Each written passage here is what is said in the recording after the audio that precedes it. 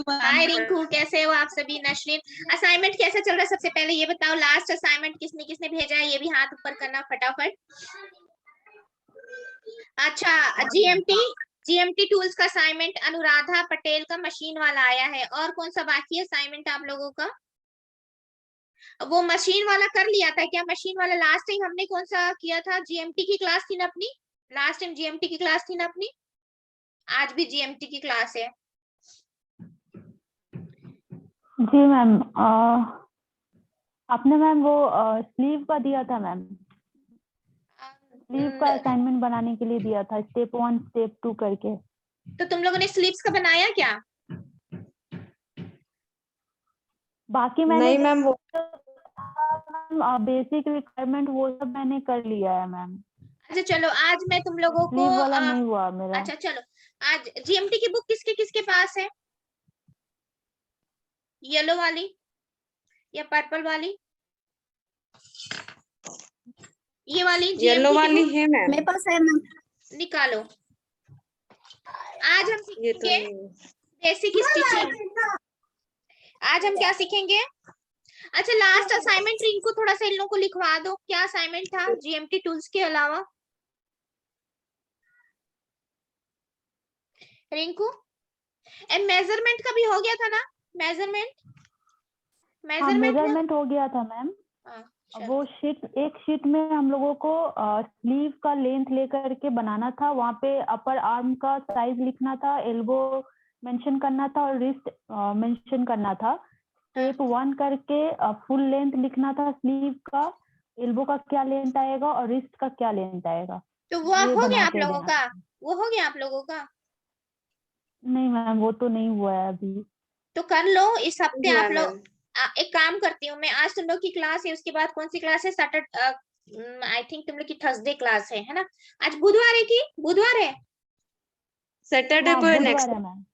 आप लोगों को सैटरडे सैटरडे क्लास है ना? तो सैटरडे क्लास तक आप लोगों के पास 3 दिन है, ठीक है? और कितनी शीट करनी थी पिछले क्लास में?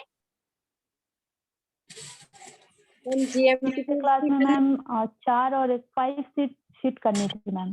तो एक काम करती हूँ, मैं नेहा मैम को थी। बोलती हूँ कि आप लोगों को असाइनमेंट का सैंपल दे देंगे, तो तुम लोग को समझ में आएगा कि असाइनमेंट करना कैसे है, उसी तरह से करना। ठीक है? ठीक है, ठीक है। चलो, आज हम पढ़ेंगे बेसिक स्टिच। ठीक है, chapter 4 purple books, how to cut. Book का नाम है how to cut fabric perfectly. उसमें हम पढ़ेंगे बेसिक स्टिचिंग। ठीक है, बुक्स खोल लो। पहले तो हमें समझना है, सारे लोग यही समझते हैं कि स्टिचिंग का मतलब होता है फैब्रिक जोड़ना। यही समझते हो ना? स्टिचिंग का मतलब क्या समझते हो? फैब्रिक जोड़ना, कुर्ती सिलना, सलवार सिलना, या कुछ और भी? जी ma'am. Good evening ma'am. Good evening. चलो मैं बताती हूँ कि देखो, stitching to stitch a beautiful garment various, ये भी एक बहुत बड़ा हिस्सा है कि स्टिचिंग को, अगर हमको अच्छी स्टिचिंग आती है तो हम परफेक्ट डिजाइन ड्रेस कर सकते हैं और ड्रेस रेडी कर सकते हैं। ठीक है, नंबर 1 डायरी पे लिखते जाओ। मैं जो बोलते जा रही हूँ कि अगर हमको अच्छी परफेक्टली स्टिचिंग आती है तो हम एक अच्छा आउटफिट रेडी कर सकते हैं। ठीक है, अगेन यहाँ पे बोलना चाहूंगी, स्टिचिंग के लिए क्या जरूरी है? पेशेंस। कभी कभी थोड़ा धागा फंस गया तो करते हैं ना, क्या हो गया, कैसे हो गया। कभी कभी क्या होता है, कुर्ती जोड़ने के समय उल्टा जुड़ जाता है। ठीक है, फिर उसको खोलो, है ना? ये सब होता है ना? तुम लोग के साथ भी होता है ना? Yes ma'am. बच्चा है देखो, छोटे से तुम हर क्लास में लेके बैठना, मुझे बच्चे बहुत पसंद है। चलो क्लास की तरफ पढ़ते हैं। पहला नंबर तो हम जानेंगे कि स्टिचिंग क्या है। अच्छा, दूसरे नंबर पे ये भी जानेंगे कि मशीन स्टिच के अलावा हैंड स्टिच भी होता है। कोलकाता में बहुत सारे ऐसे शहर हैं, हैंड स्टिच से पूरे ड्रेस रेडी होते हैं। क्यों रिंकू? सर्च करना। आज भी कोलकाता में जो पुअर फैमिलीज हैं, जो टैलेंटेड हैं, या बहुत सारे ऐसे लोग हैं जो अपने हैंड से ही पूरा, और तुम लोग को पता है मशीन स्टिच से ज्यादा हैंड स्टिच में रेडी होती है। हम लोग एक दिन कंपटीशन रखेंगे, मशीन स्टिचिंग और हैंड स्टिचिंग। छोटे छोटे पैटर्न ही करवाऊंगी, पर मेरे ख्याल से हैंड स्टिच सबसे फास्ट होती है। ठीक है, तो हम यहाँ पे समझेंगे, to stitch a beautiful garment, various steps have to undertaken after taking measurement and cutting the cloth according कहने का मतलब ये है स्टिचिंग हम कब प्रोसेस में लाते हैं, स्टिचिंग कब प्रोसेस में आता है जब हम मेजरमेंट के हिसाब से फैब्रिक कट कर लेते हैं। कब आता है प्रोसेस में स्टिचिंग, मेजरमेंट के हिसाब से हम फैब्रिक कट कर लेते हैं, ठीक है। अच्छा, यहाँ पे आप लोगों को ये भी जानना है डिफरेंट फैब्रिक में डिफरेंट तरह की स्टिचिंग होती है। जैसे टक्स का नंबर होता है, सैटिन टक्स का अलग नंबर होता है, कॉटन टक्स का अलग नंबर होता है, मशीन में सेट होता है। ये पता है आप सभी को? मशीन है सबके पास? Yes ma'am. मशीन है सबके पास? Very good. अच्छा, अब लिखो डायरी में टाइप ऑफ स्टिचेस। यहाँ पे हम क्या पढ़ रहे हैं? Type of stitches. लिखो सारे लोग।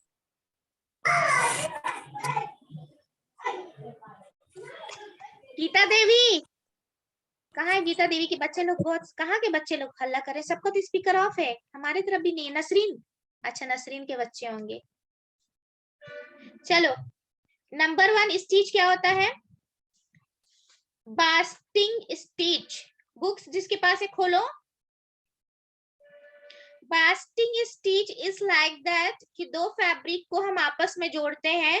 This is used to join two pieces of cloth together. This helps to keep supplying material in the straight line together while stitching. Method: basting is the done using a single thread. After threading the needles with a appropriate length of the thread, the needle is taken in and out of the two pieces of cloth at some distance through the required length. अच्छा, basting stitch not a machine stitch, it is the hand stitch. basting stitch क्या है? Hand stitch है। और ये क्या है? दो fabric को जोड़ने का काम करता है, ठीक है। सपोज अगर हमारे यहाँ इलेक्ट्रिसिटी नहीं है, अगर आपके पास इलेक्ट्रॉनिक मशीन है, ये समझ लो आपका पैडल मशीन है, वर्क नहीं कर रहा है, अब हमें अर्जेंट में फैब्रिक किसी को डिस्पैच करना है, तो हमें कुछ हैंड स्टिच ऐसे आने चाहिए कि on the spot, on the time हम वो काम कंप्लीट करके अपने क्लाइंट को दे सके। समझ रहे हैं कहने का मतलब? ठीक है। और सपोज हमारे लिए भी, सपोज कोई फैब्रिक हम ले सॉरी कोई आउटफिट हम लेके आए, वो लूज है या टाइट है या मशीन वर्क नहीं कर रहा है, या जो भी हमारे पास मशीन है वर्क नहीं कर रहा है, तो हम फटाफट क्या करेंगे? नीडल्स लेंगे, थ्रेड्स निकालेंगे, फटाफट हमारी प्रैक्टिस होगी, हम अपना काम ऑन द टाइम कर सकते हैं। तो यहाँ पे जरूरी है कि हमें मशीन स्टिचिंग आनी चाहिए और सेकेंड हैंड स्टिच भी आनी चाहिए। सो आप लोग देखो, आपको जो सैंपल रेडी करना है बास्टिंग स्टिच का, उसके लिए आप लोग ड्रॉ कर लो। यहाँ स्क्रीन शेयर कर रही हूँ, ठीक है। आपको करना क्या है? आपको कॉटन फैब्रिक लेना है, ठीक है। दो फैब्रिक लोगे आपस में, ठीक है। और फैब्रिक का साइज रखोगे 8 इंच बाई 8 इंच, ठीक है। ये दो फैब्रिक है, ठीक है। क्लियर है? दिख रहा है screen clear? Yes ma'am. Very good. आप दो स्टिच लिए, अब क्या करना है? दूसरे वाले फैब्रिक को, ये वाले फैब्रिक को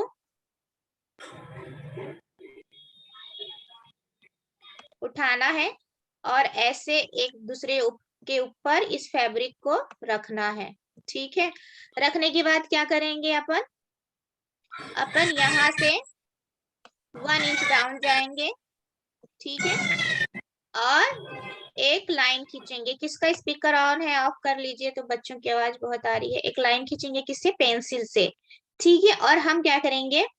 सुई धागा की सहायता से हम यहाँ पे छोटे छोटे टक्स लगाएंगे। ड्रॉ कर लो। और जो स्टिचेस का साइज है वो इक्वल होना चाहिए। यहाँ पे तो ड्रॉ में थोड़ा छोटा बड़ा आएगा, लेकिन आप लोग जो यहाँ पे टक्स लगाओगे हैंड से, वो इक्वल आएगा। तो ये आपका हो गया बास्टिंग स्टिच, इसे क्या बोलते हैं? इक्वल आना चाहिए। अच्छा, एम्ब्रॉयडरी सेक्शन में ये रनिंग स्टिच है, तो आप कंफ्यूज नहीं होना, हम जीएमटी पढ़ रहे हैं ना कि एम्ब्रॉयडरी पढ़ रहे हैं, ठीक है। क्लियर है? हम जीएमटी पढ़ रहे हैं, ठीक है। Yes ma'am. So this is the basting stitch, ठीक है। मैं नाम भी लिख देती हूँ। तो ये कौन सी स्टिच है? बास स्टिच। Basting stitch. स्टिच, ठीक है। तो ये एक सैंपल हो गया। अच्छा, ये सैंपल रेडी करने के बाद आप लोगों को असाइनमेंट भी करना है। असाइनमेंट कैसे करोगे? एक शीट लोगे A3 का, ठीक है, अब क्या करना Yes, है, ma'am. ये 3 शीट पे आपका ये असाइनमेंट सेट हो जाएगा यहाँ पे। समझ मान के चलो ये A3 है और असाइनमेंट आपका यहाँ आएगा। ये असाइनमेंट यहाँ पे आ गया, ठीक है, ये यहाँ पे असाइनमेंट आ गया। यहाँ पे आप लोगों Yes, की डिटेल आ गया और यहाँ पे लिखोगे बास्टिंग स्टिच ऊपर में बड़े से, ठीक है। तो ये असाइनमेंट Yes. नंबर 1 हो गया, ठीक है, ये 1, ठीक है। तो ये सैंपल हो गया और हमारा जो सब्जेक्ट है लिख लो डायरी में GMT, ठीक। एंड टॉपिक है हमारा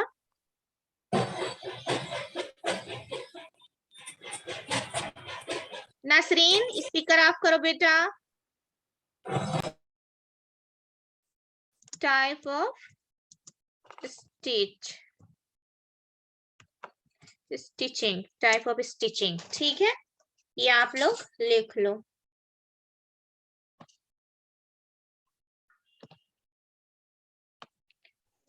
मैम असाइनमेंट A3 शीट में बनाना है। देखो ये तो फैब्रिक में बनेगा जो अभी मैंने समझाया। हाँ ये फैब्रिक है, हाँ ठीक है, ये तो ये बन गया। अब ये इसको कहाँ आप सैंपल सेट करोगे, A3 शीट में, ठीक है। शीट अच्छा, में। सेकेंड ऑप्शन भी है, सेकेंड ऑप्शन है आपका, वो भी देख लो। This is the first option for assignment. Second option तुम्हारा ये है कि आपको क्या करना है,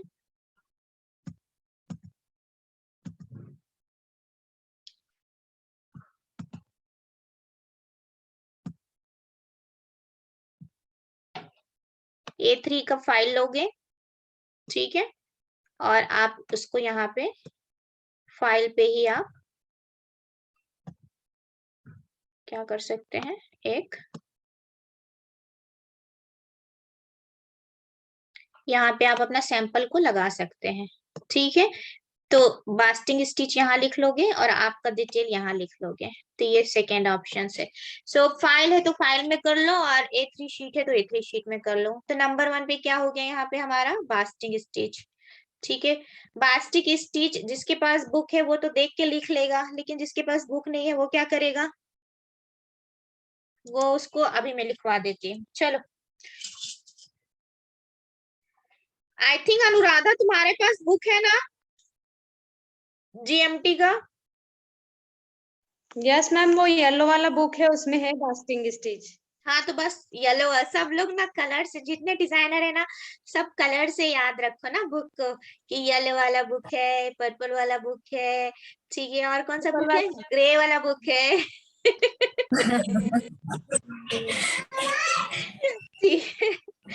ठीक है तो ठीक है, चलो। रेनू तुम्हारे पास बुक है ना, तुम्हारे पास येलो पर्पल में कोई कलर है? अभी कोई कलर नहीं है तो एक काम करो, नेहा मैम से नोट्स मांग लेना, ठीक है। चलो, तो असाइनमेंट समझ में आ गया, स्क्रीनशॉट ले लो, नहीं तो ऐसे सेम टू सेम उतार लो अपने उसमें बुक्स में, फिर मैं ये स्टॉप करके आगे बढ़ाऊंगी next stitch. So this is used to join two piece of cloth together. ये तो समझ में आ गया बास्टिंग स्टिच, ठीक है, ओके। Yes, ma'am. अच्छा, इसमें ना बास्टिंग स्टिच में कितने टाइप का स्टिच होते हैं, ABC, even stitch, even basting, uneven basting and zigzag basting, ठीक है। नासरीन देखो, बुक में देखो, जी मैम। ठीक है, जी मैम। ओके। इवन बास्टिंग क्या होगा, all stitches are of equal length. Number 1 पे लिखो इवन बास्टिंग, नंबर 1 पे क्या होगा, इवन बास्टिंग, इवन बास्टिंग। आप उसको ए करके लिख सकते हो,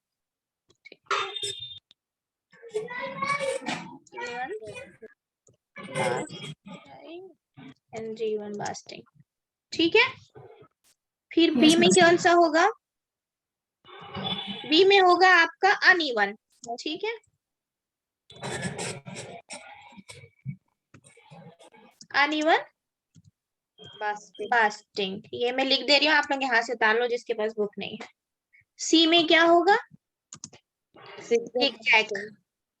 zigzag basting।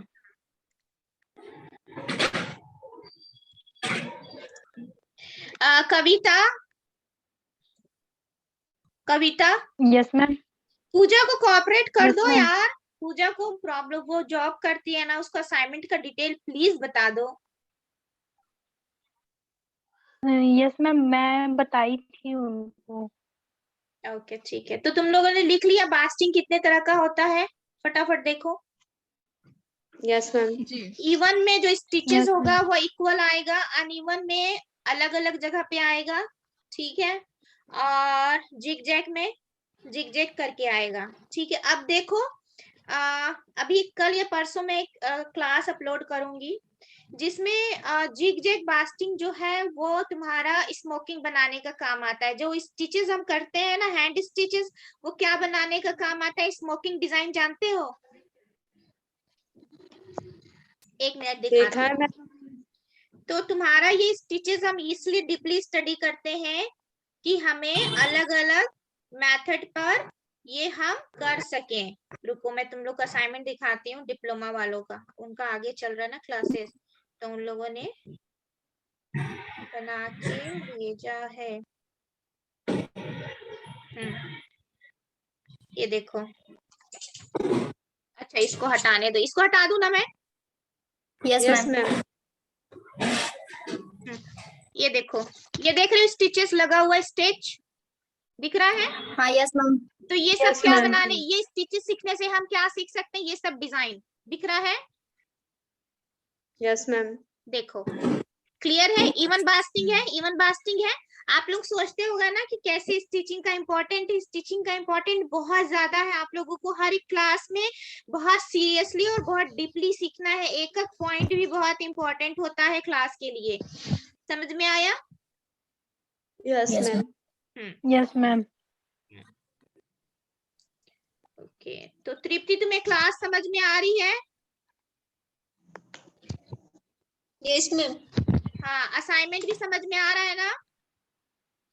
हाँ मैम, आ गया असाइनमेंट। वेरी गुड, चलो आगे बढ़ते हैं। तो तुम लोग ने समझा कि स्टिचिंग का उपयोग different different, smoking, feather, gathering, ये सब किससे बनता है?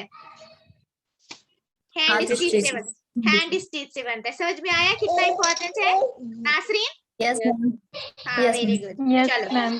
अब फटाफट कॉटन फैब्रिक निकालो, सुई धागा निकालो और मेरे को बास्टिंग करके दिखाओ जल्दी से।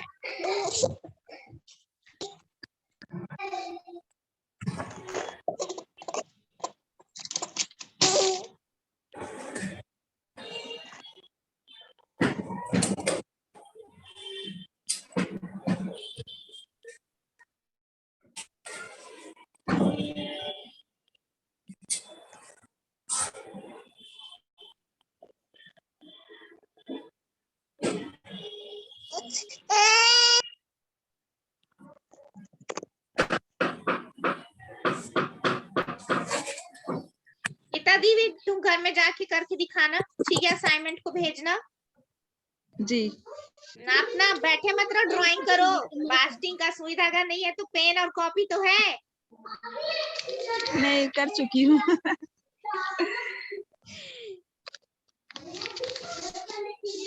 चलो बास्टिंग स्टिच दिखाओ करके। जीएमटी क्लास में ना काइंडली भारत माता लोग अपने तमाम जीएमटी का मटेरियल, फैब्रिक, सुई धागा, स्केल और दुनिया भर के जो सामान है एक साथ लेके बैठा करो।